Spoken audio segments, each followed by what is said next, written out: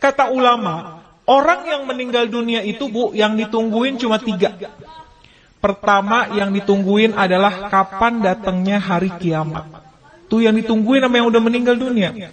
Kalau orang yang meninggal dunia orang soleh, ahli ibadah, sekalipun wafatnya udah puluhan tahun, ratusan tahun, tapi ketika dia di dalam kubur rasanya kayak cepet banget.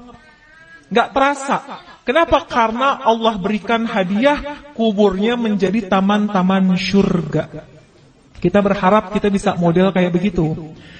Tapi sebaliknya, kalau orang yang meninggal adalah orang yang suka zalim, sama Allah gak pernah dekat, sama manusia senangnya bikin permusuhan, maka sehari aja dia masuk dalam kubur, itu rasanya seperti udah puluhan tahun. Udah bisa sampai ribuan tahun rasanya. Maka orang yang ada dalam kubur yang meninggal dunia nungguin kapan sih datangnya hari kiamat. Orang baik pengen buru-buru cepat supaya bisa segera masuk dan menikmati keindahan syurganya Allah Subhanahu wa ta'ala. Orang-orang sebaliknya, orang-orang yang jahat, yang zalim pengen buru-buru juga datang hari kiamat. Dia pikir kelar siksaan kubur udah selesai. Padahal masih banyak siksaan yang lebih besar, yaitu ketika datangnya hari kiamat. Maka pertama orang yang meninggal nungguin kapan datangnya hari kiamat. Yang kedua, orang yang sudah meninggal kata ulama yang ditungguin kiriman doa dari yang masih hidup. Makanya kalau peringatan haul kayak gini Bu, yang paling girang adalah orang yang dihaulin. Itu dalam kitab Ruh digambarkan, orang yang dikirimin hadiah, ya, Fatihah aja, bahkan sekedar doa dari orang yang masih hidup kepada orang yang sudah meninggal dunia, di dalam kubur hatinya girang luar biasa. Bahagia luar biasa, sampai penghuni kubur samping-sampingnya pada ngeliatin Bu. Kayak orang lagi di pesantren, ditengokin sama orang tuanya dibawain makanan, kan teman-temannya pada ngeliatin tuh ya. Itu sama ceritanya seperti apa yang ada dalam kubur. Kalau orang tua kita dikirimin Fatihah, dikirimin doa sama anaknya, maka girang banget hati orang tua kita. Tuh penghuni kubur lainnya pada ngintip. Kalau bahasa kita dikirimin apaan sih gitu ya. Maka mereka sangat menunggu kiriman doa daripada keluarganya yang masih hidup di dunia.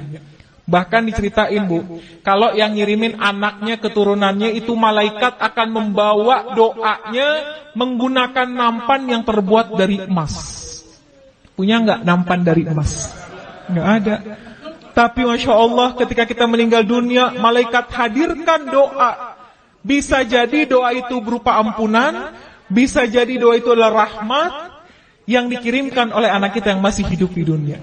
Maka yang ditunggu-tunggu itu doa. Makanya Bu, kenapa kita penting banget punya anak yang ngerti agama, supaya ketika kita meninggal dunia, Fatihah nggak lepas dari lisannya. Yasin yang dibaca dikirimkan pahalanya buat kita. Kalau anak Bu ke orang tua, kalau kata guru saya, anak ke orang tua sekalipun gak dia niatin khusus buat orang tua saya, sekalipun gak disebut, pahalanya terus dialirkan oleh Allah kepada orang tua kita yang sudah meninggal dunia. Apalagi kalau diniatkan secara khusus. Besok nih bentar lagi mau kurban ya Bu, kita boleh sedekah, pahalanya buat orang tua kita, tapi nama kurbannya adalah kita. Kita kirimin deh, kita berkurban, pahalanya kita niatkan buat orang tua itu tuh hadiah yang paling baik, yang paling bagus, yang ditunggu-tunggu sama orang tua kita yang sudah meninggal dunia. Yang ketiga, apa yang ditungguin sama orang yang meninggal dunia? Kiriman laporan dari malaikat. Tuh malaikat itu Bu ngirimin laporan tentang anak cucu keturunannya. Kalau anak-anaknya pada soleh, solehah, pada ahli ibadah, orang tua kita girang dalam kuburnya. Ya Allah, girang hatinya.